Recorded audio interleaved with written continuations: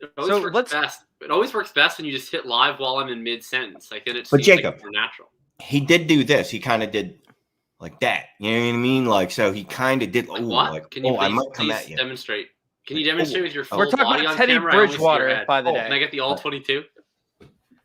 Like that. You know what I mean? Yeah. Well, he didn't do it that emphatic. It was more like a. But, yeah. He said my favorite was they asked about it and he didn't even have the capacity to just be like, yeah, I'm a starting quarterback. I'm not tackling dudes. He was like, I was trying to push him back inside for the rest of my teammates. I didn't hear that. That's awesome. That was my favorite quote. Like we all saw the tape, bro. You made a business decision. It's okay. We all make business decisions. He right after the game, I don't care what happened to the Broncos after like that day. But that day, he even came out and was like, yeah, I gotta try harder. I gotta do better. No. Darius Slay was basically like, nah, Teddy's my dude. Like, I would have murdered him if you would have tried to tackle me though. Well, maybe that's why he didn't tackle him. They're dudes. Yeah. They decided they didn't want to, Look, I'm not gonna Teddy they were gonna lose that game anyway. Teddy's playing year to year, right? He's got no stability. I would have made the business decision too. I wouldn't have been so blatant about it. I would have fell down. You got to just you got to do the Rivers. You have to fall down on the ground, right? Like Rivers, he made that's a veteran move. He knew that he wasn't going to tackle anybody, so he fell to the ground and became a meme. But then no one was mad at him. Everyone was like, "Oh, look at that old dude. He can't even stand up." It's like, but nobody said that he didn't try. He just fell on his ass. I would have fell to the ground and started having seizures. And then when the media came at me, I would have been like, I'm sorry, are you attacking me because I'm epileptic, bro? Because that's not cool. And because they can't ask for any proof that I'm epileptic because that's a HIPAA violation, as we learned from COVID. So I could just make the claim and people would think it's true. Shane, did you hear that there's actually a good reason for you to kind of make fun of Canada today? Did you guys get invaded by someone? We're getting invaded by ourselves. Our province, British Columbia, is currently in a state of emergency because it has rained so much that there was a mudslide and floods that have taken out a city. And in the last couple of days, a highway actually fell into the river. So like, the movie Speed, where you have to do like the highway jump. There's now like 100 feet of highway that actually fell into the water. And like it's incredible. The picture is like apocalyptic. That's worth making fun of. Like I think Shane would make fun of that. That someone loses horrible. Their home, Shane would be like, "That's a great." No, I don't like actual misfortune to befall people. I like rich people. You know what I mean? Like if their car gets stolen or blown up or something like that's funny because they can replace it. But that poor family. Wait, if their car gets blown up, are they in the car? Did you set the know. bomb? Depends on who the person is. It depends on the person and how rich they are. And is it part of like the Walmart family claim? Right, like so if one of them is in there, off in a Walton's car, what are the odds that it was planted by Shane Manila, or is that HIPAA? That's HIPAA. Very HIPAA.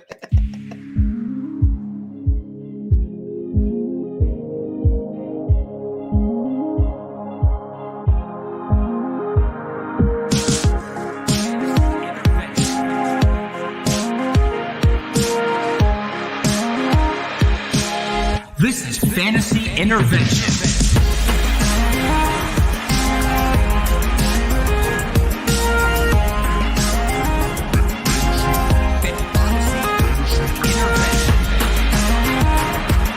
Now here to intervene with your fantasy life, Shane Manila, Jakob Sanderson, and Chase Vernon.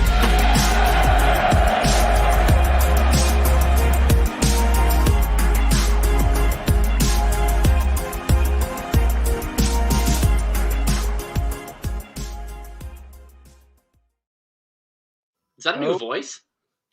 What? No, that's the same voice. Same voice for 6 years. We've been doing this show for 6 years. The same people. No, what? No, I don't think so. I think that's a new voice. How would I? No, that's the same voice. Who is that, by the way? Is that someone we know? Yeah, it's John Swanson. JAW Swanson over there on Twitter sphere. Yeah, at John Swanson. Nice. He's Big fan of the show, and he's part of the Join Our Circle crew. And I actually have some work coming up for him. But anyways, welcome on into Fantasy Intervention. We have another episode coming at you guys with Shane, Jacob, and myself.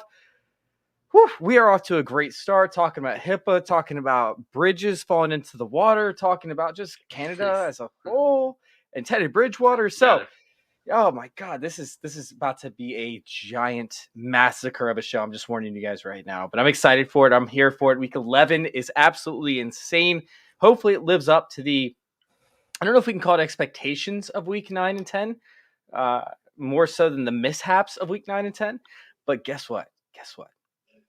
We're here for you, and we're here to talk about it. Big shout out to Toronto Dave jumping in there. I told you this shirt made the stash pop. I told you. The shirt is making the stash pop. I'm excited. Okay, but yeah, it is. But he says that he can't look away. Is that a good thing or a bad thing? Like, what if people want to look away? No, I think people should have the option to look away. Yeah, it's a car wreck. Can't look away type of deal. This thing is gorgeous. Like, you know, you're going to see something that you don't want to ever see again, and that you'll never be able to get out of your head again. But something makes you look, and you're like, don't do it, dude. Like, there's a reason there's a sheet over that car, and you're like, I'm just going to peek real quick. And then you see it, and then you can't sleep for 5 days. That's basically Chase's mustache. So if you guys want to go follow us on YouTube, if you're listening to the podcast, youtube.com/fantasy. You have to listen to the podcast version because you want to deal with the stash. Yeah, youtube.com/fantasy intervention. Go find us on Spotify, Apple, pretty much every major platform at Fantasy Intervention. Dave brings up, how is he supposed to absorb the info with this gorgeous stash just sitting here on my upper lip? Sir, you might have to close your eyes for a little bit when we actually get to the content part, although there's very little of that in most of these episodes. If you want to absorb info, Dave, just focus on when Shane and I are speaking. Oh, man, real quick.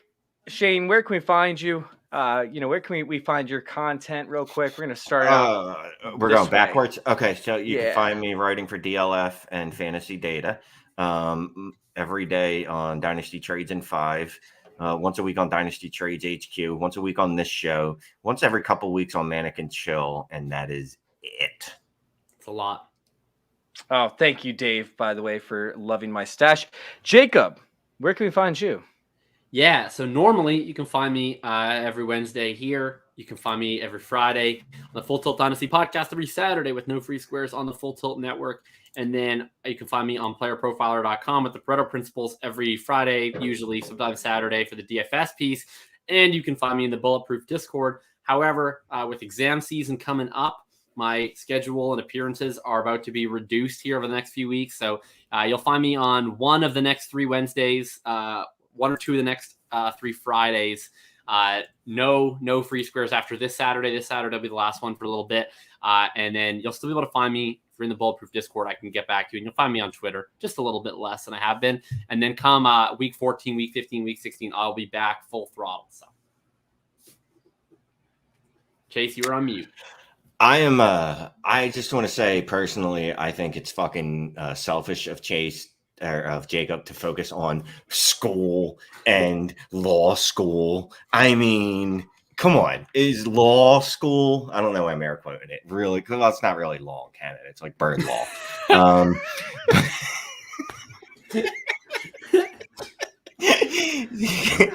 I don't even know where I was going with that. Chase, where can we find you?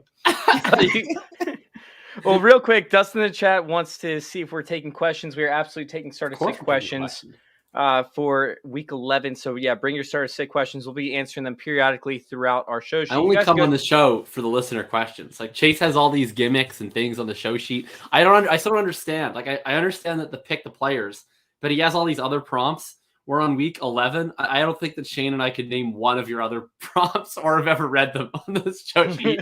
I think we just go straight to the picks. You guys, like I'm every time you go into one of them, I'm like, oh, is this a new thing? This is a new thing. Well, I don't remember doing this. And we're looking for somebody who might have been dropped 4 weeks ago, was since added, but then redropped and has been put on the trade block. But you've only received the 23rd third pick. Anybody spring mind? Did we even get a show sheet this week? Yes, you got a show sheet this week, Shane. Sure. All right, let's do a quick recap for my first prompt. Man, Jacob, you are so far ahead of us right now. You're at 30. Shane's at 16. I'm at Oh my 17. God.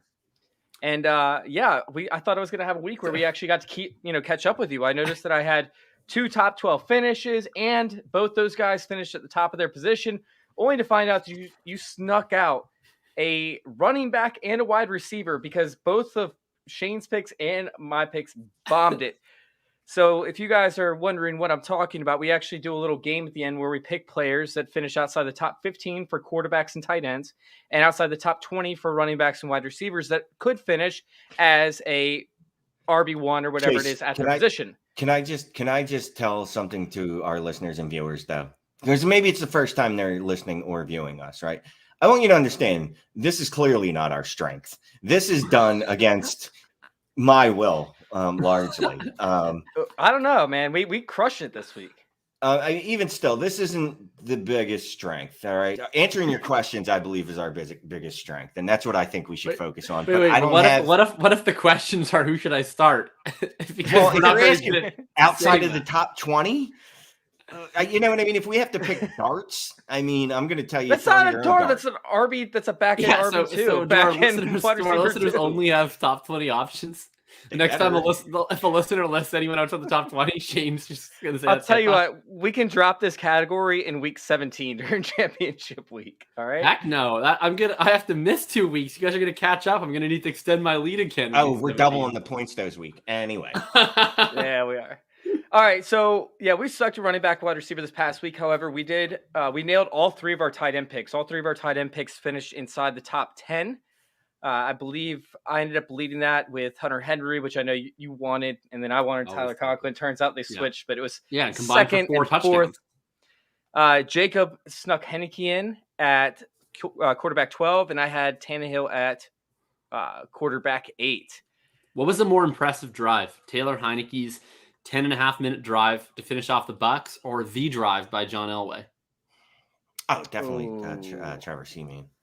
Trevor Siemian. Taylor Heineke. Taylor Heineke, dude, that was a boss move by the Washington offense as a whole. I mean, they were driving the Buccaneers defenders back, like off the ball, allowing for running space. It was just crazy, man. It was absolutely crazy. It was a fun drive to watch, but it was also very boring. I'm pretty sure Shane, if he was watching it, he fell asleep about 2 to 3 plays in. I didn't realize until 2 hours later when Twitter told me that it was one drive.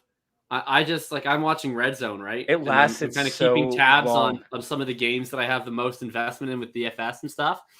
And I played 2 Brady stacks, 2 Heineke stacks. I'd long given up on those, and I would just check periodically. I'd be like, oh, Washington has the ball back. Tampa Bay must have punted. Oh, Washington has the ball back. Tampa Bay must have punted again. I just thought they kept getting the ball back, and then Twitter told me it was one drive. I was like, oh my god, it's been an hour.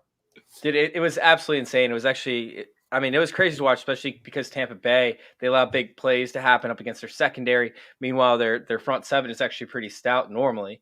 So you don't get these long drives up against Tampa Bay. It was absolutely incredible. All right, let's go over something really quick, and then we're going to hop into some listener questions. If you guys have the show sheet up, I want to do something new. This is the first time we actually are doing this. Go check the Twitter chat. Oh, Wednesday, week 11. Okay. So I want to do something with the DOCE score, right, where we talk about the pass catching running backs. And I want to pick if there's any surprises out for you guys as to the defenses that might have allowed a pass catcher to go off that normally does not, or a pass catcher or a defense who normally allows pass catchers to absolutely smash up against them when it comes to the running back position, but actually held strong. So I'm going to start with mine, and it's going to be Najee Harris. I don't know what happened with the Steelers game. The Steelers-Lions game was absolutely, it was a shit show. Overall, the DOCE score crushed it this week, but for some reason, the Detroit Lions were 32nd up against pass-catching running backs. They just faltered up against Najee Harris. And so I'm trying to figure out as to why. And I went back and watched the game film, and he was open time and time again, running routes out of the backfield. Meanwhile, Mason Rudolph was terrible. He was just throwing inaccurate passes downfield. It was brutal. And we know that Big Ben likes to dump it off. So as for Najee Harris managers, right? Don't freak out about this. Don't sit there and think that Najee Harris is going to be involved in the passing game. We just need to see Ben Roethlisberger back up underneath center. But it was very surprising. Does this make you somewhat concerned though, as a Harris dynasty manager? Because I think this has been sort of the question with Harris all year. I think there's been a lot of debate on what he was as a prospect, right? Some people thought he was an incredible prospect. Some people thought he was kind of an okay prospect. Goes in round one, obviously that's really good. But specifically the pass catching, right? He was never really much of a pass catcher until senior year, when he stepped it up at Alabama as a very old college senior. And then you see all these targets coming from Pittsburgh, but we know that this is how it's always been in this Pittsburgh offense with Big Ben, right? Bell got 1 million targets. D'Angelo Williams would fill in and get 1 million targets. James Conner got 1 million targets. Like, I don't know if you would describe a James Conner, for instance, as a natural pass catching running back. Like, how, if you have Harris in Dynasty, he's capable, but I'm saying, like, he's not Christian McCaffrey up there, right? Like, he's a guy, he can run the release outlet receiver, catch the ball and go along, but he's not a game-changing pass catcher. So with Harris, I mean, I think he kind of falls into a bit of that archetype. He's certainly a competent pass catcher, obviously, as we've seen. But, like, do you think if Big Ben's gone next year, which seems pretty likely because he's real washed, can we count on Najee continuing this target volume?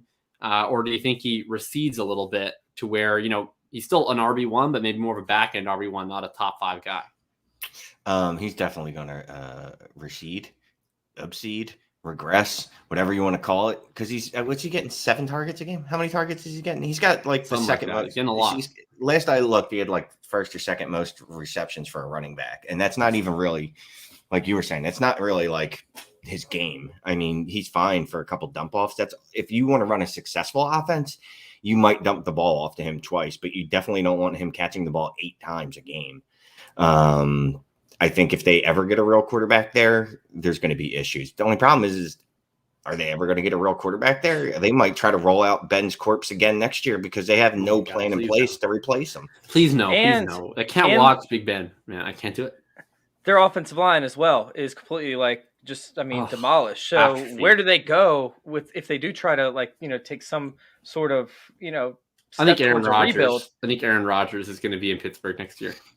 Well, I mean, and then here, so Aaron Jones gets a good target share, but Aaron Jones is a far superior pass catcher than anything Najee Harris is. I did hear Chase trying to convince people that AJ Dillon's a better pass catcher than Aaron Jones. So maybe we can compare.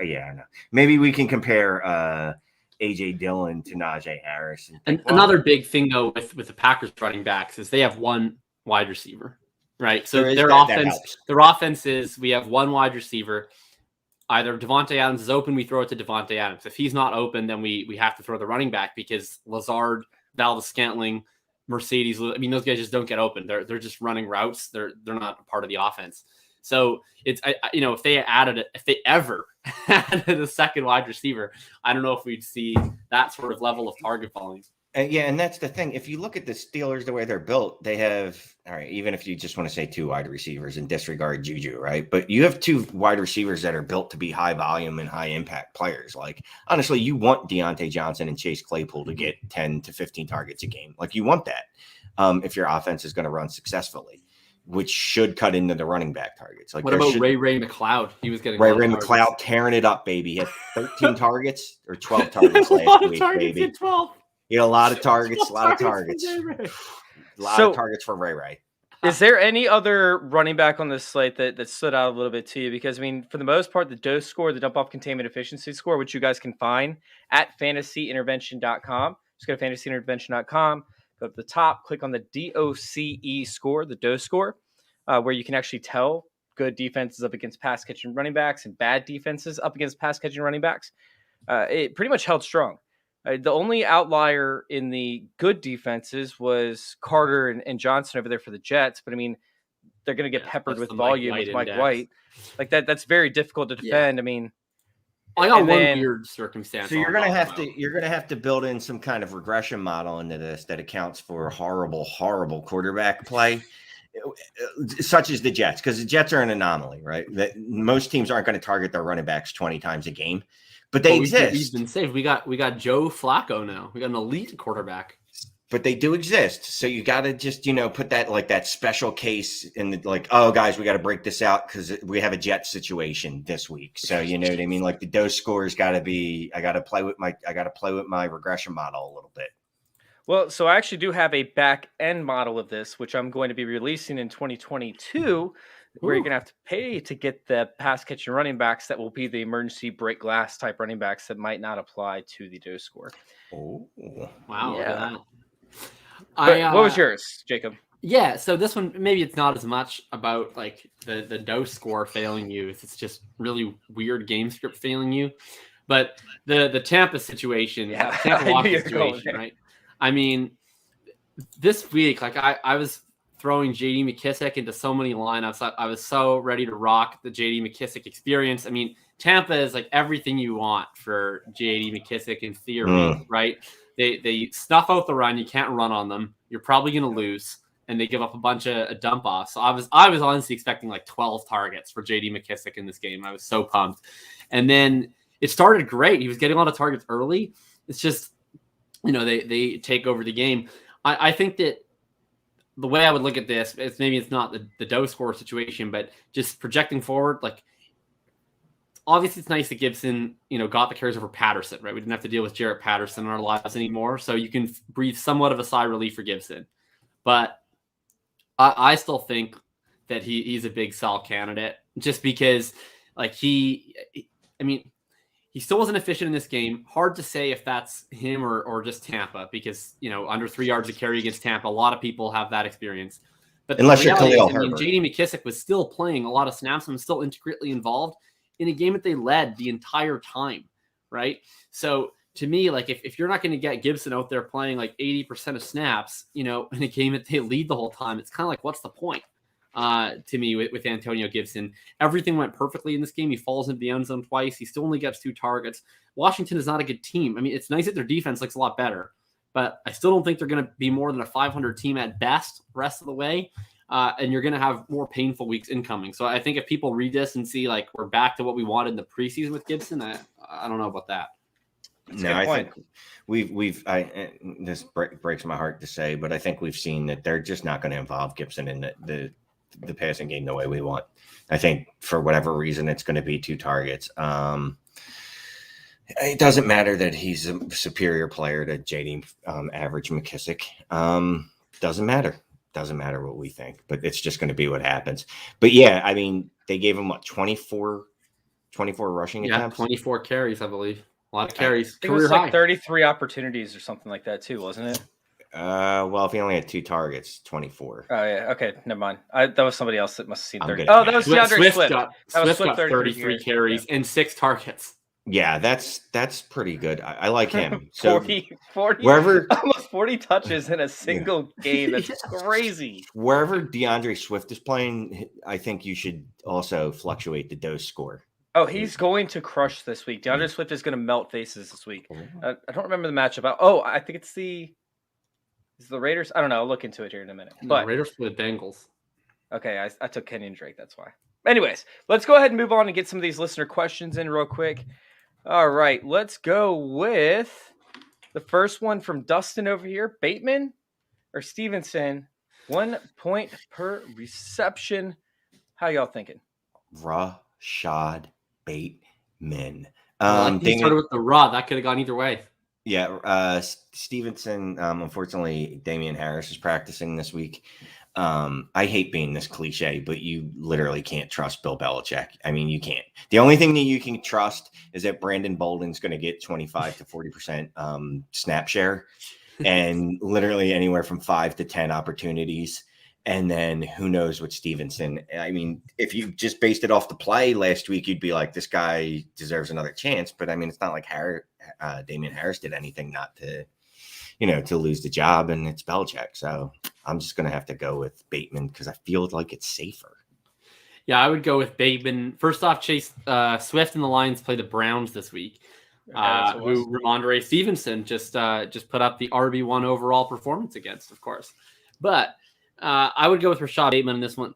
I think that Stevenson has earned a role, but I think that the role he has earned is just going to make everyone unplayable when they're all healthy, unfortunately. Like I think he's more likely to make Damian Harris unplayable than he is to make himself playable, if that makes sense. Because you're going to see Bolden, he's going to get his 30%. He plays all the long down and distance snaps. Then you got that other 70%. And that used to be about 50% Harris and 20% Ramondre, which made Harris viable. And I think that's going to be split more like 40-30 going forward.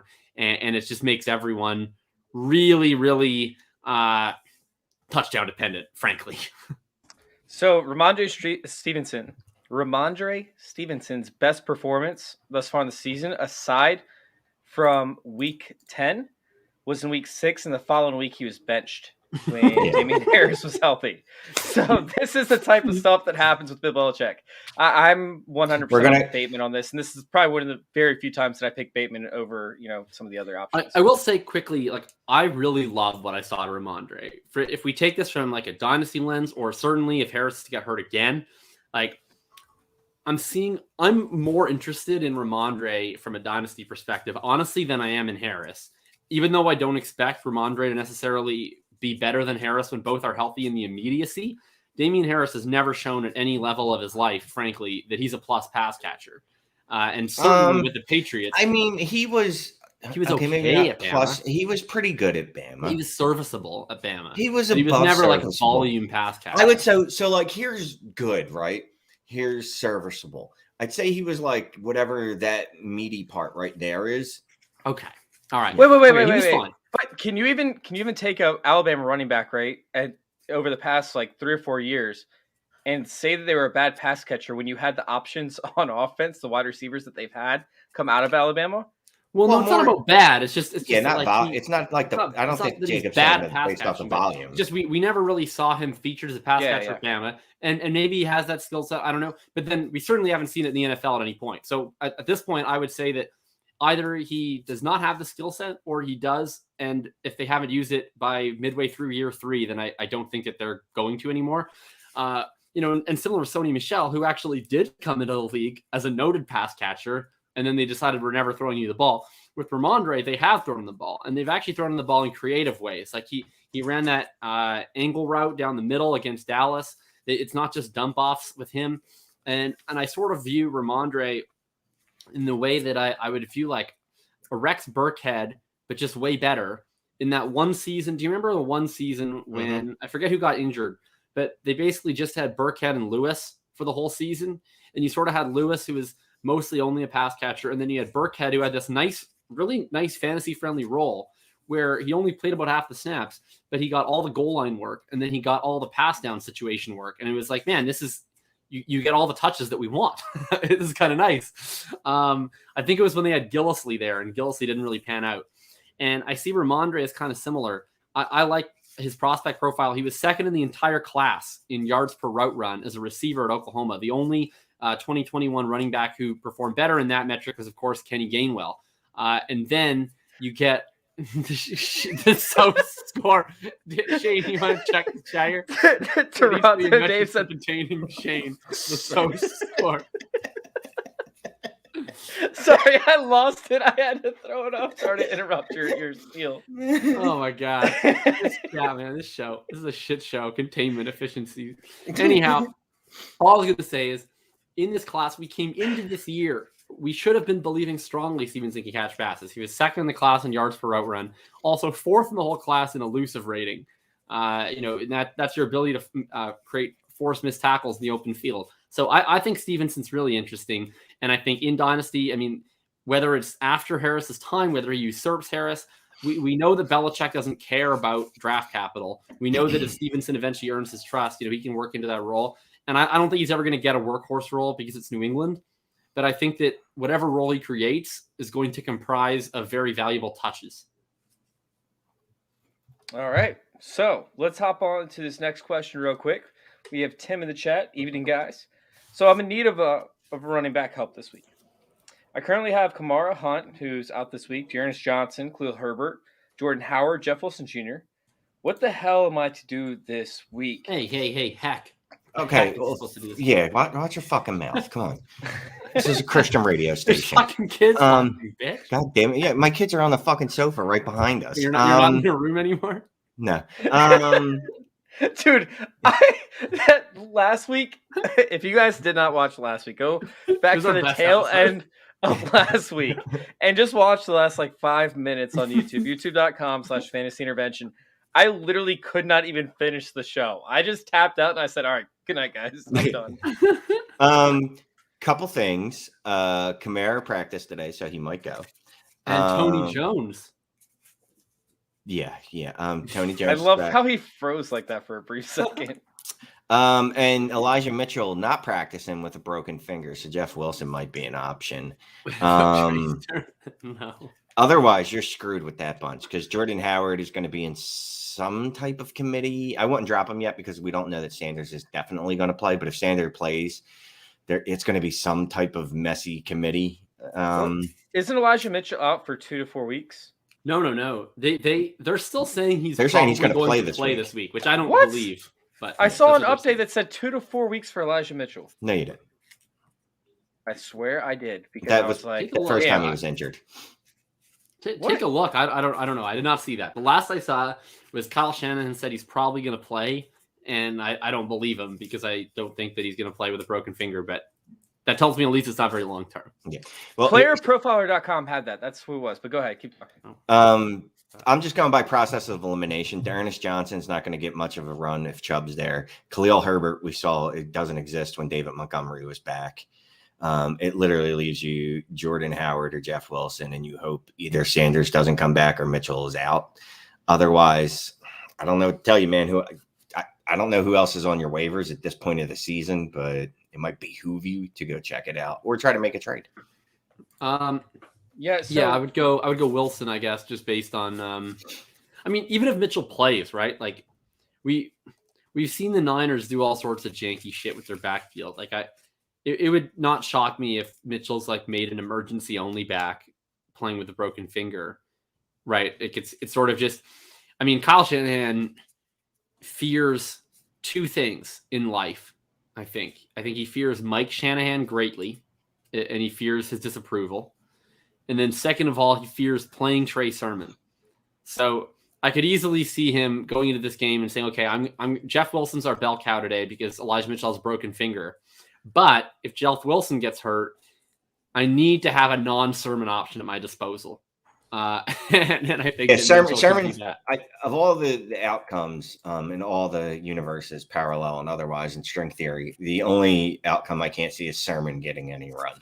Yeah, I certainly can't see that outcome. Also, Chubb is still on the COVID list, so if he misses, obviously you're playing D'Ernest Johnson. Yeah. Oof. All right. Yeah, I was looking at player profiler. It says 2 to 4 weeks for surgery, but yeah, well, that might just be they have all these lists of what averages and stuff are for certain injuries, but I don't know. Everything that's come from the team says that it's not going to be long term.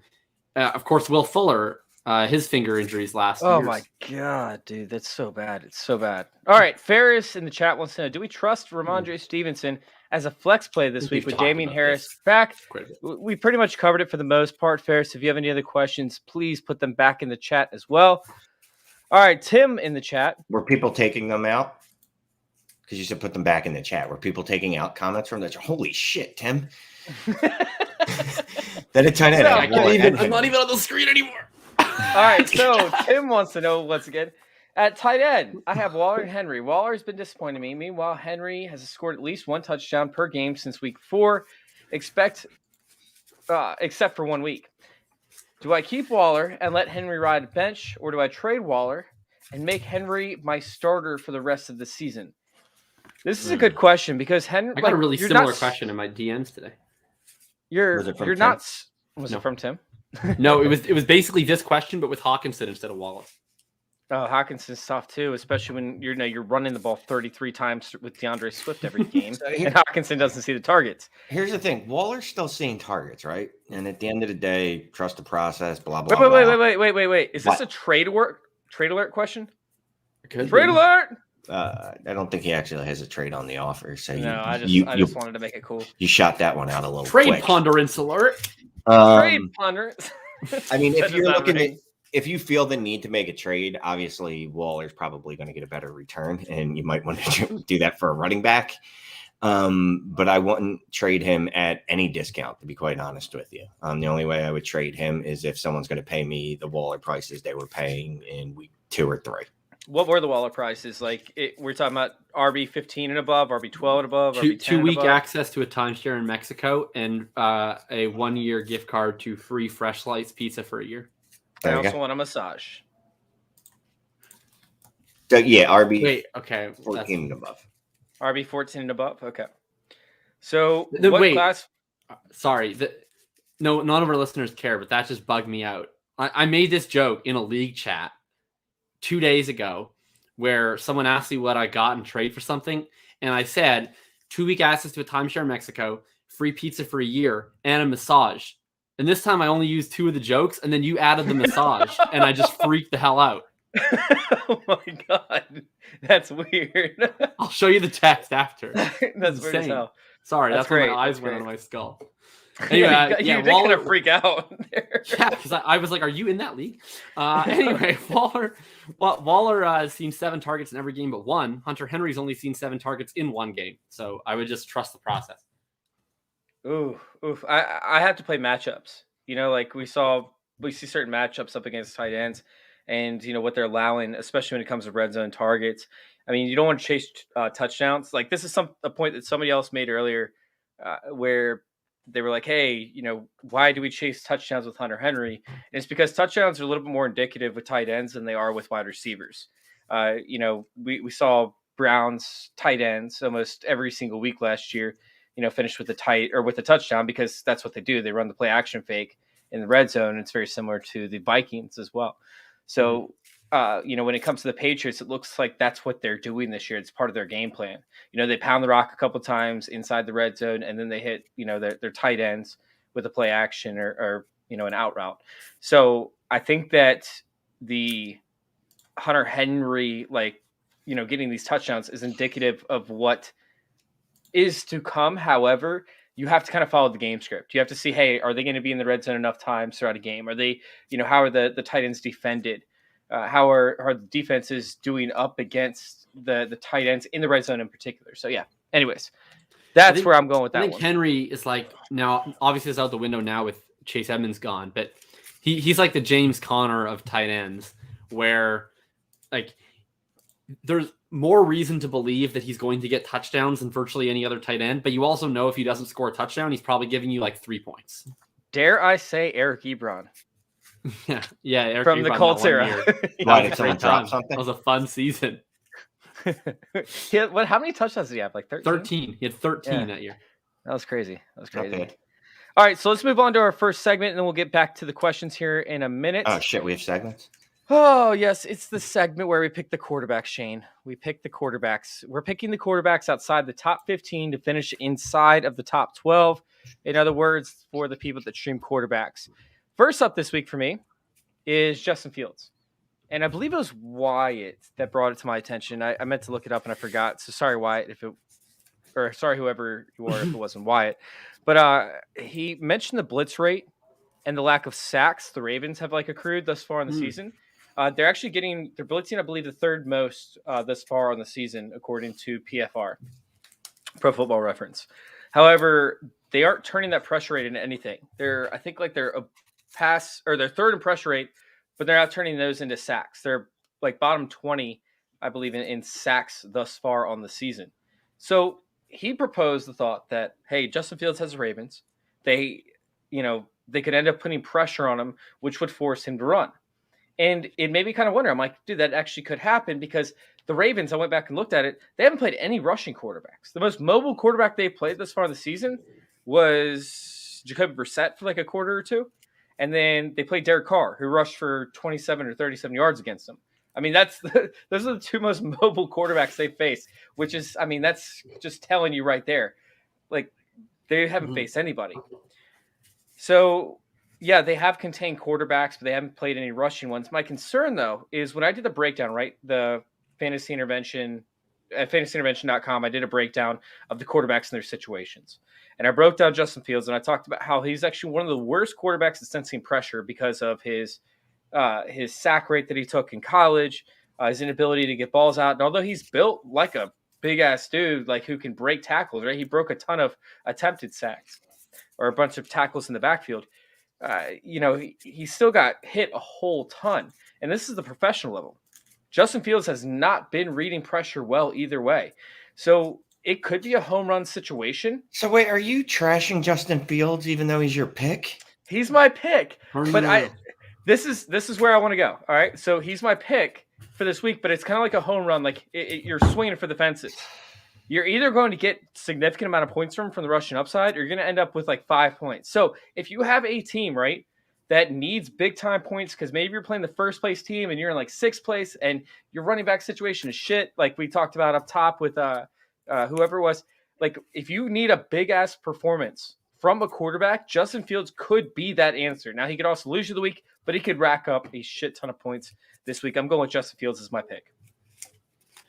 I will take another quarterback who's known to hold on to the ball a little too long, a quarterback who really likes to take a sack, a quarterback who fumbles a lot in the pocket. I'm going to go with Daniel Jones. Daniel Jones this week facing the Tampa Bay Buccaneers. Last week I got that QB1 performance, barely, against Tampa with Taylor Heineke, and I'm following a pretty similar logic.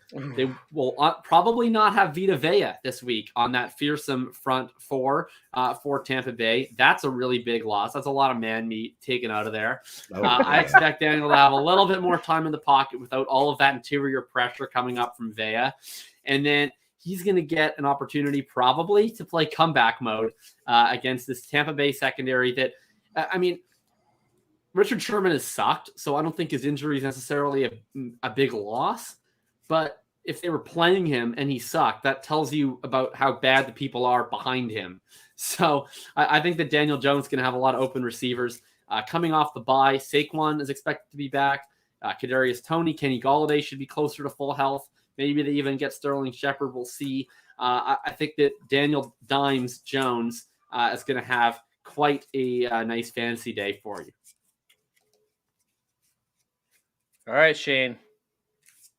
I'm just listening for the fire truck to go by because, of course, it is. Whoever's setting fires in Philadelphia, please stop doing it, whenever I'm recording. So, like, if you could not start your arsons in the far northeast, between 9 and 10 on Wednesdays, that'd be awesome.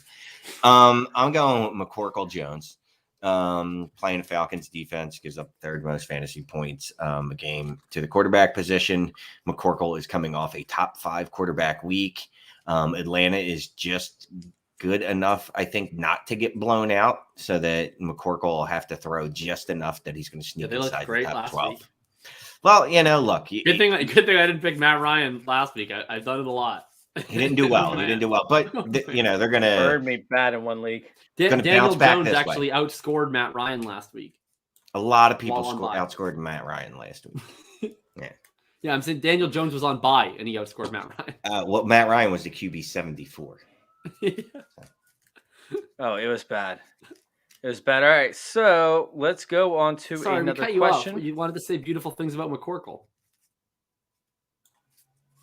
Was that all? That was it. All right, Jamal wants to know, how are y'all doing today? Should I pick up Trevor Siemian, Kirk Cousins, or Mac Jones, ESPN PPR League, if Kyler can't play? Stafford is the other quarterback. So, I think we just answered it. I think it's going to be Mac Jones this week, right? Like, Mac Jones should be the answer. I would rather play Cousins, but I'm fine with Mac Jones too. Who does Cousins have on the slate? Green Bay. They might pass the ball 25 times this game. This feels like a Dalvin Cook game. The Patriots pass the ball 25 times every game. Yeah, but the efficiency. Now, he's been passing a lot more often over the past, I think, 3 weeks now. Cousins, dependent on the scoring, obviously 6.4 point, but he's going to generally be at worst a low end QB1 or a high end QB2. So if you want to go with Cousins, that's fine. I think Mac has a little bit of risk baked in, which is why he's like 17th on ESPN's rankings or whatever. Not Trevor Siemian. Great. No, not Trevor Siemian. No, don't do that. Just of all the things you could do, not that. And I even thought about Trevor Siemian because I'm like, oh, he's playing the Eagles defense. But And the Eagles defense has been actually pretty good, and the Eagles are a run-heavy team now. So there might only be 14 total plays in that game. That is the grossest possible game on the slate. I'm starting up on the DFS article tonight, and I did my first look in between classes today, and I looked at that game, took a marker, and went big red X right over that one. I'm not playing anybody in that one. All right, let's go ahead and hop on to this next section, and then we'll get to Frank Wright's question. All right, Frank Reich? Colts Frank coach Reich. Frank Reich is watching our show? Yes, him, Frank Reich. All right, we got the running back position. We're picking outside the top 20 for these guys. Jacob, you want to start us out on this? Because I'm kind of curious where you're going to go here. Yeah, sure. Okay, running back was tough this week. I really wanted to pick Myles Gaskin, but he's just inside the top 20. I do think he's going to smash this week. He gets the Jets, which they give up a ton of pass catching points to running backs every week. And Myles Gaskin has actually been pretty predictable this year. And as much as he oscillates terrible performances with good performances, if you just really narrow down the matchups that prioritize pass catching from the running back position, it's actually pretty easy to know when to start Myles Gaskin this year. And I think this is the week to do it. If there's any running back who validates the DOCE score, it's Myles Gaskin. Like the DOCE score exists to tell you when to play Myles Gaskin and when not to play Myles Gaskin. Man, the last time I used that line. However, since you cannot play Myles Gaskin, or since we can't recommend Myles Gaskin this week, I had to go way down the list. There's a bunch of running backs that I want to pick, but I'm not sure if the starter plays or not, like a Darrell Williams, for instance. I went all the way down to running back 40 to pick my favorite running back in the NFL. And I solely did this because this game has a 55 total. Dallas in this game has an implied team total of nearly 30 points. It would be easy to see this game shooting over 60 points. His backfield mate has been battling a knee contusion the last couple of weeks and has been limited in practice. I'm expecting about 35 to 40% of snaps in a game that's going to have 1 million points, and hopefully he falls into the end zone for a touchdown. We know he's capable of explosive plays. Give me my man, Tony Pollard, this week. Yeah, I like it. I think that Tony Pollard is an interesting play.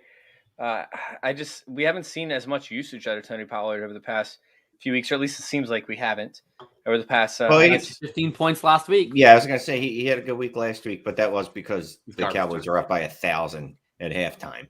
Yeah. So. Which was one of my fears, going into this game and trying to play some of these guys for DFS. Is like you just didn't know how healthy certain guys were, and you didn't know who was going to produce.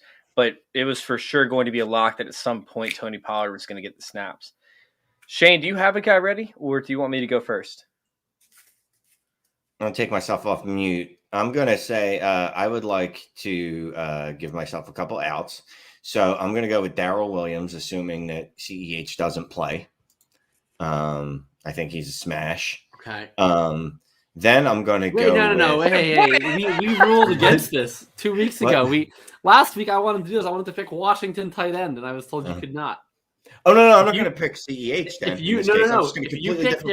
you pick Darrell, you are stuck with Darrell regardless. You get Darrell if CEH doesn't play. You get Darrell if CEH does play. Because I got stuck with Taysom Hill. I got stuck with Taysom Hill 2 weeks ago. Fine. I'm going with Deontay Foreman. Deontay is. Isn't it just Dante? I don't know. Deontay Foreman. Dante's in Formo. He has pretty much, made Adrian Peterson irrelevant already. Who could have seen that coming? Jeremy McNichols, who I thought would see an expanded role, has not. They've just said no. This is his role. And it doesn't change. And he's injured. He's got a concussion. Is he? Yeah. He didn't practice today because of a concussion. I generally ignore Wednesday practice reports, unless the report is the player is dead. I'm like, hey, he could still play. So I'm going to go with Deontay Foreman against Houston. I know he doesn't, he's not a pass catcher, so the doses aren't really looking in his favor there. But he took 2 for 62 yards. He did. I think last week. He did, and I would say that that's more fluky than anything. But I do think he could run for about 115 yards, looking like a Derrick Henry light this week. Yeah, I actually almost took him. I was very, very close. Instead. Oh man, it was so close for me. I really wanted to take him, and I was like, you know what? No, I can't. I got to stick with the DOCE score, and I got to go with Kenyon Drake, who has seen an increased role after spending 3 or 4 weeks in the doghouse, following the departure of Chucky. I mean, we've seen Kenyon Drake actually produce week after week. Last week we saw him produce, and he has a very, very sexy matchup this week according to the DOCE score. I'm loving Kenyon Drake. I'm sticking with my DOCE score. I'm going with Kenyon Drake, who I know is the pass catcher. And honestly, I would have taken Josh Jacobs, but Josh Jacobs was sitting there at 20, not 21. So it has to be outside the top 20. Yeah, he's sitting there at 20, which is crazy to me. Wow, I don't understand why. Okay, well, I'm going to play a lot of Jacobs in DFS. I played a lot of Jacobs in DFS 2 weeks, and he came up injured both times after looking like he was going to smash, which is really aggravating because I don't even like Josh Jacobs. And then when I play his ass, then he gets injured and just whatever. So anyway, he's going to get injured this week because I'm going to have like 30% Josh Jacobs in DFS. But my only issue with Drake is that it's now a 3-man backfield. I need Jalen Richard to get his ass out of there. He comes in and plays these third downs. It drives me completely crazy. But Dante Foreman, Shane, I hope that one comes through because I have now picked him up on 14 total dynasty leagues. So let's go, man. he's getting promoted to the starting lineup. I'll tell you that much. I like Foreman this week. I think he's a good play. That was a good take, Shane. All right, let's hop into Frank's question real quick. Bateman or Cooks this week? PPR. Is this something that we're actually chasing with Bateman, or should we go ahead and go with the matchup that the Texans have, which I believe is advantageous? Tennessee. It's the best matchup there is. Yeah, the best matchup you could have for the wide receiver position, especially ones that struggle, or especially wide receivers that offer you big playability. Oh, man, this is tough. I think I'm going to go with Cooks on this one. Well, Toronto Dave in the chat just talked about the Dante Foreman grill. And if you had a Dante Foreman grill, you could Brandon Cooks up some nice meat this week. I'm going to go with Brandon Cooks. Again, Jacob, you're coming this late, but you're still coming strong. God damn it. Shane's going to leave the show. Shane. Shane's on mute, though, unfortunately. So he's talking. Oh, that's good because I was saying some just off-color shit that really shouldn't be played on video. I mean, the easy thing is to say Bateman, or excuse me, to say Cooks, right? But that's really not fun. And I'm guessing this is my wide receiver 3 or my flex 2 spot. So I'm just going to get a little fun with it and go with Bateman and think this is the week that he's going to break out. Sure. Look, great analysis. I'm shooting for upside in my wide receiver 8 position. Okay. Makes sense. That's not a position. No, it's not. Offensive position is a position on ESPN, by the way. Oh my God. All right, so let's go with wide receiver. I'll start out with the wide receiver position, and I'm going with Pittman. Michael Pittman is somebody that's the top 24. Yeah, he is. He's actually. Oh, it's the top 20, right? It's the top 20. Yeah. I mean, even if he is outside the top 24, I think. Yeah, he's 25. Oh my God! Yeah, that's easy money. Yeah, he's 25. The Bills are great up against the wide receiver position. I think they're actually number 1 thus far in the season. However, they struggle up against a certain archetype player, which is exactly what Michael, fits the bill. We're talking about a guy who's bigger, who can go up and grab passes out of the air. We're talking about Devontae Parker, who put up 8 for 85 against them in week 8 and put up 5 for 42 in week 2. Meanwhile, we have AJ Brown, who's not really the same receiver, but he can still, he still has that skill set in order to be able to do so. 7 for 91. Then we have the Jets, Corey Davis this past week, 5 for 93. So they struggle up against this type of wide receiver. I think Michael Pittman is on a heater right now, and I don't think it stops this week. Michael Pittman is my lock for the wide receiver. What do Michael Pittman, AJ Brown, and Devontae Parker also have in common? They all have hands. They all wear number 11. Oh, that was a good one. Oh, that was so smart. Good job, Jacob. Good job. I'll go with T. Higgins. No, that's my pick in the show sheet. Is it? It certainly is. It certainly is. I don't know if you did this on purpose or not every No, single week I because didn't you look. do it every All right, single week. you know what? You know what? Every single week, I pick fucking T. Higgins or I play him in defense. Cause nothing but disappointment. You have him, okay, Shane? Take your T. Higgins. I'll find someone else. I like to target share. I like to target volume. Look, I'm just going to keep chasing the target volume. Hey, if you're gonna steal my pick, can you at least talk longer so I can figure out a new pick? Well, what did you like about I was thinking the same thing. I'm like, at least buy him some time so he has a chance to get on this fight. Well, I don't care. What did you like about him, Jacob? Well, I like his target volume. I like his target share. not anything else. And I his certainly targets. don't like his fantasy points. I mean, has he been terrible? He scored 13.2 fantasy points or more in three games in a row, right? Yeah, and he's also scored 13.2 fantasy points for the last 3 games in a row. He has the same fantasy points, it seems like, every fucking game. 13.8, right. 13.7, 13.2. Yeah. That feels like a guy that's on the verge of having a 20-point week to me. Every week I play him in like half my freaking DraftKings lineups. And you know, if you play DraftKings, you get the little snowflake. If you do badly, you get the little flame. If you do well, T. Higgins is just blank every single week. It's just he just hits the number. There's no icon. I got a pick though. Wait. I got a little bit more time, so if you need to look something up, I got you. Okay, Because let's talk. Let's do it. I want to bring up something from Trophy Smack, right? Because if you guys haven't heard, the Smack Zone has been smashing lately. It's where we're providing articles and content where we pretty much talk shit to y'all and provide you guys with valuable content. And Mike, or at Daddy's Home FF, actually is putting out a piece tomorrow. And I'm going to give you guys a little bit of a preview of his piece tomorrow because he's pretty much doing exactly what we're doing. He's actually taking Nico Collins. And he's like, hey, most people actually go with the easy way out by saying Brandon Cooks. But those are unoriginal accounts. He's going hard as a motherfucker in the paint. And he's predicting a rookie breakout performance from Nico Collins. He's going ham. Okay. Wait, is it him? I have no idea. I don't even know. Anyways, he's going hard in the paint. He's predicting Nico Collins actually has this rookie breakout. The Titans can't drain the clock without Derrick Henry. And so he's predicting a lot more passing attempts. They do, but he's not as good as Derrick Henry. So, you know, with them being down, likely to be down, the Texans as a whole, we're talking about a 6'4" red zone opportunity guy who not only could see opportunities in garbage time, which is a dead giveaway, but also opportunities over there for the normal gameplay in scoring opportunities. He thinks that Tyrod Taylor can move the offense better than Davis Mills, and he thinks that Nico Collins can actually have a breakout performance in Week 11. So welcome to the Rookie Breakout, and welcome to Trophy Smack, the Smack Zone over there, guys. And by the way, if you guys want to get a trophy or a title belt like this one, go to trophysmack.com, use promo code CIRCLE. Use promo code CIRCLE, and you will actually get a free ring with the purchase of a belt or a trophy. Just make sure that both are in your cart.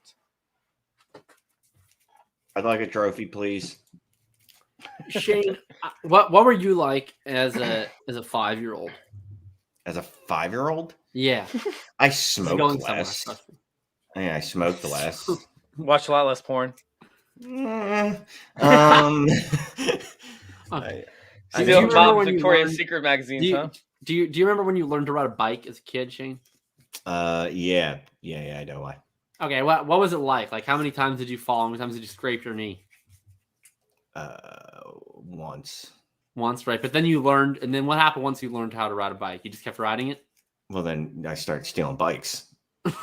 Okay. Yeah, it's actually pretty cool that we have one of the extras from The Outsiders on our screen tonight. But anyhow, look, they always say it's just like riding a bike. You can't do it. You can't do it. You can't do it. You can't do it. Once you figure it out, you have it done for life. Jacoby Myers took 3 years to figure out how to score a touchdown. He finally figured it out. He breached the end zone, not just on a 2-point conversion, not on a touchdown with a holding penalty, calling it back. I'm going to say now that he's figured it out, he's never going to stop. I'm going to say he keeps scoring touchdowns this week, including on Thursday night.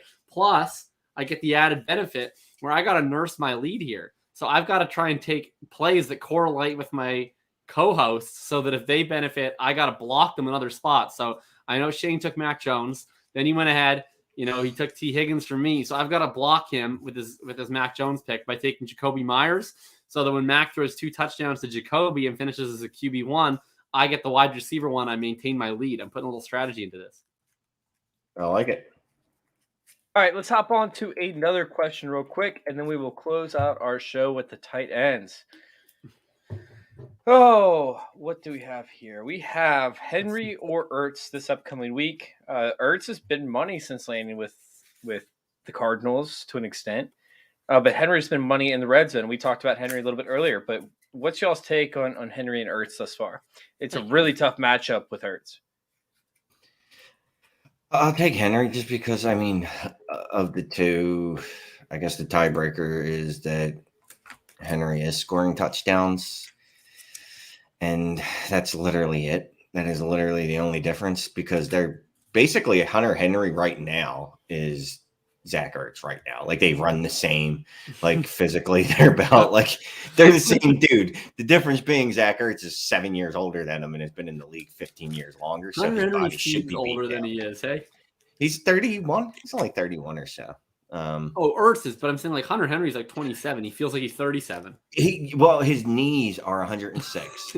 But yeah, I'll go with Henry. Mac likes him. McCorkle likes him in the end zone. So I'll go with the Henry.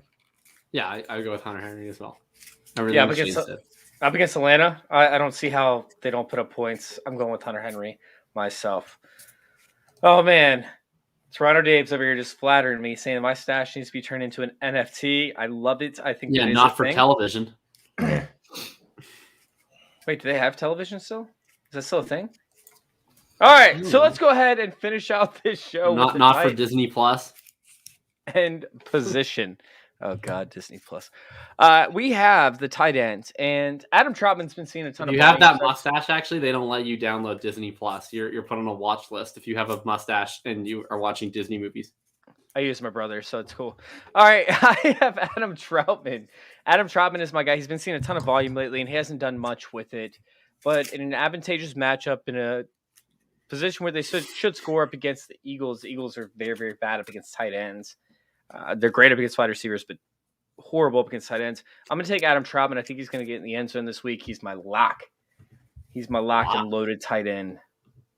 Is everyone so that's the problem. I haven't said locked. I don't Maybe say locked. Okay. You need to do the locked. Ever worked for Drew Lock? I was just about to say you don't want to Drew lock it. You want to actually just lock it. Yeah, but he put on for a city, man. He's a horsecock too, so that's important to note. I don't know how to follow that up. I'm going to go with Cole Kmet. What's his name? What's that guy's name? Justin Fields. It's funny. I was mentioning they have a connection. They are a thing. For once, the narrative is correct that a rookie quarterback is looking for his tight end. This is one of the few times it's actually been true. Even though there's a whole cottage industry built off of it. It's so strange. It's rookie quarterbacks love their tight end industrial complex. In this case, it happens to be true. So yeah, it's definitely a numbered company. Oh God, I can't tell you how many times in fantasy football discussion in the Facebook group that I've seen rookie quarterbacks love their tight ends. Make sure you play. No, it's not a thing, people. It's not. It's actually less true than it is more true. They target their tight ends less often, typically because they're on routes as a fourth read, and the rookie quarterbacks can't get to the fourth read. Yeah. But yeah, I was going to take Cole Kmet, and the Ravens are actually pretty good up against the tight end position. They look bad because they had to play Travis Kelce, George Kittle, Waller, and was it Hawkinson over the first 4 weeks? It was bad. Whatever the lineup was, it was brutal. It was brutal. And they got destroyed in the 4-game period, but since I think they've been pretty solid, right? They haven't been bad. They've been okay. But they haven't faced Cole Kmet yet. They just shut down Mike Gesicki. Mike Gesicki shut down himself. He did. He got 7 targets and dropped them all. He didn't drop them all. No, he didn't drop them. Some of them were contested. Some of them were less they were contested. contested. Some of them were thrown 3 feet over his head by Jacoby Brissett. Mix and match. But he was covered on all of them. Well, that's Just because he saying. doesn't separate ever. Never has once in his life. I can't think of another tight end that has that type of speed and that type of agility and that type of burst that cannot separate. No, that's why every Like- one of his catches are made with one hand, because his other hand is actually holds the jersey of the D-back to keep him close, like Linus with a blanket. True story. Yeah, don't forget Uzma had that massive game against him. 3 catches for 91 yards, 2 touchdowns. And Allen Robinson is out today. Didn't even say that. What? Wednesday. Allen Robinson got hurt on the big play that he made on the last drive in the Pittsburgh game. He came up lame, so he made like a 36-yard catch down the sideline, and he pulled a hamstring on that play. He wasn't in on the touchdown play to Mooney on the next play, and then he didn't practice today. So I would be quite surprised if Allen Robinson plays. So Kmet is potentially the target leader, him or Mooney. Well, apparently Kmet's going to be a top 5. I want bonus points when he's top 5 tight end. All right. Jacob, did you mention your guy yet? I don't think you did. I haven't, and I actually have to amend my guy. I originally had Logan Thomas because there was some optimism he would play last week, and then they lost Ricky Seals-Jones in this game to a hip flexor. So I thought Logan Thomas for sure would play this week, but he has not been activated off the IR practice window yet. So it sounds like he probably will not play this week. That means, for those keeping track at home, the Washington football team tight end is a guy named John Bates. John Bates. Who? John Bates. Who the fuck is John Bates? And you know what?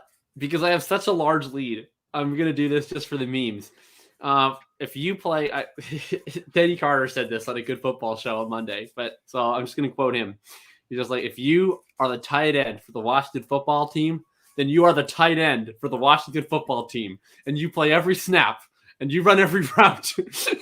And that means John Bates is probably going to run every single pass route this week for the Washington football team. And we don't even know who he is. I don't care. I'm playing John Bates as my streaming tight end of the week. So I actually do know who John Bates is. He's a fourth round pick.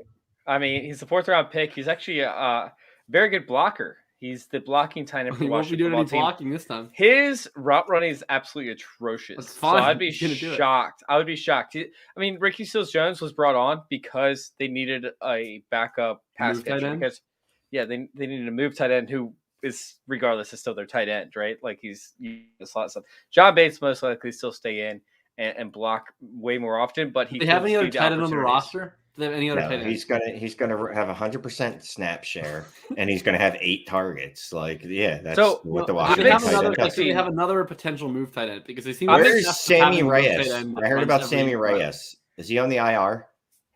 I have to look that up. I'm not sure. Sammy Reyes. Are you kidding me? Sammy Reyes is an absolute monster pass catcher, but where's Jeremy Sprinkle when you need him? He's on Dallas now. Do they still have Thaddeus Moss? Where's he? He is with somebody else, but got cut, so he's in the NFL. Rough Riders. Probably. Yeah. But Sammy Reyes was the rugby star. He's a rugby star. Yeah, I gotta look it up. No, I'm gonna look him up right now because I'm gonna pick him if he's healthy. I think Logan Thomas plays this week. Based on then why didn't they activate him today? It's been a thing as of late where they don't activate the players up until Saturdays as of late. Like it's been a thing this year. No, they didn't open this practice window. Didn't they? I thought they did last week. I thought they activated him last week. No, they didn't. They didn't open his practice window last week. Okay. Well, how about this? I'm gonna not take John Bates in. If you think Thomas is gonna play, you're our official Washington football team correspondent, so that's fine. I will take Evan Ingram. I'll take Evan Ingram. Okay. I'll let you have the Washington football team tight end because we are so up in arms about this and have no clue. This is the most unprepared we've been for any topic thus far in the entire season. Out of all the shows we've done.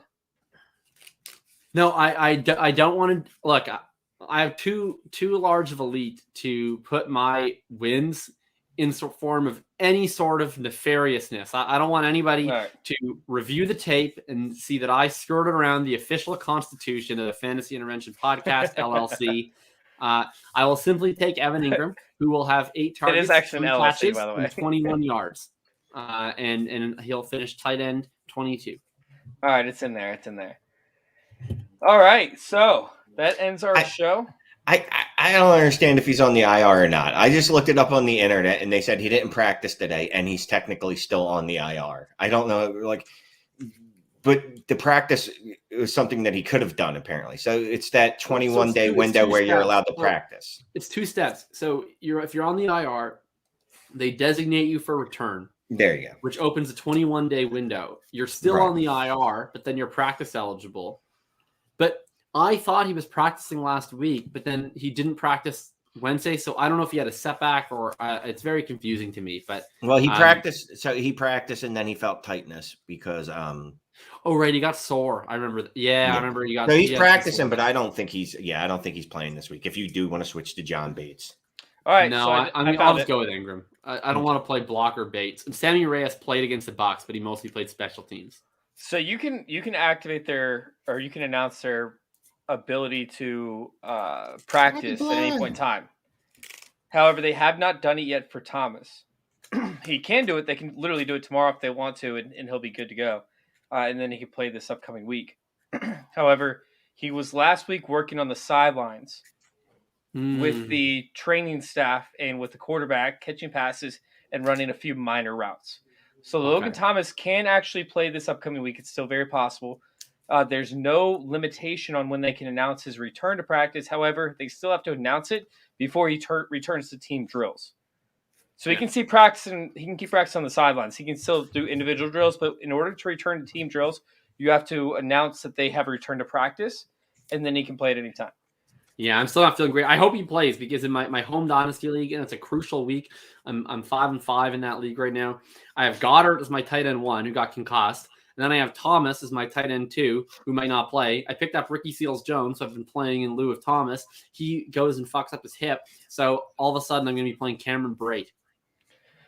That's brutal. That's absolutely brutal. Bradle. All right. Well, Bradle is actually is what it means when you're playing Cameron Brate because it's both brutal and it's fatal. Oh God, I need a glass of whiskey on this one. All right. I can't believe we just talked that much time about Logan Thomas. I apologize to everyone. We actually gained listeners during that time, and they've all stuck around. No, they've all stuck around after we started talking about Logan Thomas. Believe it or not.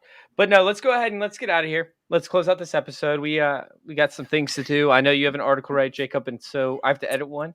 And Shane probably has to, I don't know, go sit in his kid's bedroom and talk about weird stuff like he did last week. So let's go ahead and let's get out of here. That sounded completely. Now I need everyone to go watch last week's episode. Jesus Christ. Actually, before I start my article, can I go take a shower? Dude, I had to take so many showers last week after talking about Jalen Reagor, and he didn't even go off. It was gross. No, Reagor is done. Quez Watkins has led their team in snaps the last 2 weeks. Oh, that's gross. That's gross. No, Jalen. Quez is a goat. All right. Can I address one more thing before we get off the show? We still have a few listeners in. I want to bring up the whole talk about how the Eagles could draft a third wide receiver a wide receiver for the third year in a row in the first round. Yeah, they probably should do that. There's been literally no chatter of that in Philadelphia, by the way. It's just been around like everywhere else. Yeah, there's been literally no chatter. All they've talked about, honestly, everyone covering the team is if it's not quarterback, you better expect the defensive line. And they got to get younger on defense overall. And they got to get younger on the O line too. Lane Johnson, Jason Kelsey, those guys will not be around forever. Yeah, and their D line is, Fletcher Cox. I love the guy, but he's pretty much washed. And their defensive ends, they have one that's going to be under the age of 34 next year signed. So yeah, they need help, something fierce on defense. I wouldn't be surprised at all to see them go defensive end, defensive tackle, and quarterback. To be quite honest with you, or defensive end, offensive lineman. They go quarterback. They might. I don't know. Look, if Hurts plays the way he did last week, where he was an great first half. He looked so different last week, and then he game managed the shit out of the second half. That's all that, He played well against the Chargers too. I thought he missed the one wide open touchdown to Goddard. But I thought for the most part, he played quite well in that game. He could have won that game. The only game he was complete completely useless was the Detroit game because Detroit just gave up immediately. So the Eagles Right. ran for He was 450 fine. yards. He just Yeah, he didn't have to Garoppolo. do anything. Yeah. But no, he's looked good as they've taken responsibilities away from him, which I don't know is a good thing. But he's I think it also is a good thing, right? Like, I mean, we're all praising Mac Jones. They run the ball For 60% making of it the simple. time, and then they Right. make it simple on him, Yeah. right? Like that's Yeah. that's what And you it's- should do for a rookie quarterback instead of saying, "Here, Yeah. Jalen, pass the ball 40 times and then also Make run the it arc 15 read. and times." also Yeah. and make every read and decide if we're running or passing here. So it's been It's nice insane. that they've lined them up under center. They've done that thing where the running back's behind him and he gives them the ball and goes forward. So they've been doing that. And he actually, he had one. His interception was really bad last week, but outside of that, honestly, he looked a lot better. The pass he threw to Quez Watkins was an absolute dime. Oh, the one and he Quez, dropped? Yeah, Quez was just like, I don't know what to do with this. And even the touchdown to Smith, where everyone praised Smith, I mean, he put it only where Smith could get it. You know what I mean? Like, literally the only place that a play could have been made. So, look, and I trashed Guy earlier this year, but he did look fabulous last week. I love what I've seen out of Hurts the last few weeks, and yeah, I agree. I mean, yeah, they've reduced responsibilities. That's what you should do for rookie quarterback. It shouldn't be, go 55 of our plays every single week rely on your arm or your legs. It's irresponsible, and especially with a super young wide receiver core as well. I don't know if I were the Eagles, I mean, I'd consider going wide receiver in the draft. I mean, they only have one. We'll see what they end up doing with Goddard. I assume that they'll extend him since Ertz walked. But I mean, Jalen Reagor is absolutely not it. I like some of what I've seen out of Quez Watkins this year. I think he's a fun player, but I think he's probably more of a third wide receiver, not a second wide receiver. Yeah. And I think Reagor's a I think we're done with. player. I think we've seen what we need to see out of Jalen Reagor, which is he's not an NFL player. I think he'd be fine as practice squad. Yeah, he'd be a great PA. Not scout team though, because you don't want your defense playing against them because they'll get overconfident and they'll think they can just shut anyone down. That's very true. Have you guys seen that new that kid out of TCU that everybody's talking about for Devy leagues, where he's Quentin Johnson? 2020? Yeah, and everybody's like, "Oh, this dude is gonna be the shit." It's like, can't this do is that the under TCU. third TCU wide receiver. No Baylor. Those are my I two rules. heard from that. now on. No. No TCU, no Baylor. Mm-mm. Oh, he's the wide receiver 3 in Devy right now. I'm like, why? Why? No, This you is look. so stupid. Get your wide receivers at the boutique store or the high price stores like Alabama. That's fine. You just go there and get one of them. Depending, but most of the times it's going to work out for you there. Well, I don't want to get dark at the tail end of that. No, I'm not getting Let's dark. go I'm just ahead. saying, but like 80%, it feels like 80% of the Alabama receivers have worked out. You know what I mean? Yeah. Like going back to Amari Cooper. Ohio State too. That's your other spot. Yeah. Right? Like you got and even the ones that don't even have good profiles, right? Like Michael Thomas and Terry McLaurin didn't even have good profiles. Yeah, All of a Terry sudden, they're McLaurin, awesome. they were both sleepers. Paris Campbell They- sucks, but he yeah. also got injured like 7 million times, and he's just a disintegrated ball of dust now that goes by Paris Campbell. Well, and Curtis Samuel is a trash can too. No, he's fine. He's good. He doesn't have a groin anymore. That's his problem. His dick is just floating in the air. When It's was not Curtis connected to Samuel any drafted tendons. in like the third round? He's got ghost dick. The second round, I think. He does. He doesn't have a groin anymore, so he has legs and he has a And a body, ghost dick. and then he has he's No. he's got a jock strap that holds up his penis in a jar, and it just descends. And he can't even get hard anymore. That's the sad thing. Wow, Because that's, he doesn't have any blood that's able to flow there, so he just has a flaccid. Curtis I've been writing Samuel down dick in a times jar, for sitting in a Trevor. jock strap. Trevor's been clipping our shows lately, by the way, and Trevor's doing an amazing job. I've been writing down the show times with a little tiny description next to it. I'm writing down Ghost Dick for Don't worry. 1 though. hour He's and a 17 minutes. Don't worry about Curtis though. He's a shower, not a grower, so he still And a gets it done. jock strap to hold up your penis. Yeah, the human tripod. All right, guys, let me know where to find you. We'll start out with Shane. Oh, wait, we did this at the beginning of the show. Yeah, let's do it again for the people that are joining. You can find me on the Dynasty Trades HQ podcast. There's a hat. You can find me on Dynasty Trades in 5 YouTube. Make sure you go subscribe. If you have 5 minutes and you like Dynasty Trades, that's what we talk about. So, there's Dude, that. do you guys need a hat that says I finished in 5? Okay, I might actually fucking do that and not give you any credit for it. You dick. Manic and Chill, you can find me here. Writings at dlfnfantasydata.com. All right, That's Jacob. Yeah, you can find me on Twitter, FF_RTDB. You can find me every Wednesday on the Fantasy Intervention with Chase and Shane, except not next Wednesday, but the Wednesday after that. And then you can find me on the Full Tilt Fantasy podcast every Friday, except most of the Fridays coming up. Going forward. And then you can find me for one more show with no free squares on Saturday before we take a little hiatus for 3 weeks. And you can find my article almost every Friday, the Pareto Principles on playerprofiler.com. If you are just joining and none of this makes sense to you, I am a law student. If this is your first ever watch this show, we have exams coming up. I have 4 straight exams, December 13, 14, 15, 16, and 2 papers due right before that. So basically these 3 weeks, I'm paring down my fantasy football responsibilities by half to try and not flunk out of school. I will be back in full force for the fantasy playoff run 15 through 17 to get you all of those championships. And if you wanted to know what type of law he's studying, it's bird law. Bird law. Hey, thank you guys for tuning in. You all can find all of our content. Do you know what there. the study of birds is called? God damn it. It's ornithology. The facts that nobody ever needed. Well, how would what kind of bird lawyer would I be if I didn't know that? I'd be a really bad one. You guys go check out all of our content over there at Join Our Circle _ on Twitter. You guys can find all my stuff at FF_intervention. You guys can go check out the DOCE Score at fantasyintervention.com/DOCE. And we're doing amazing things over there at Trophy Smack and Player Profiler as well. So go check out both of those websites. I mean, I don't really know what else to say about it. It's just been amazing. The Smack Zone at Trophy Smack. Absolutely love it. If you guys want to pick up a trophy or a title belt and you guys want a free ring with that, a free $60 ring with that, go check out TrophySmack.com. Use promo code CIRCLE and you'll get a free ring. We appreciate you guys for tuning in. Thank you guys for listening. Thank you, Fantasy Football Discussion. And thank you all for this interview with your fantasy. God damn it. Go. Look, if you know a bird that has been harmed. Thank you guys for this interview with your fantasy football life.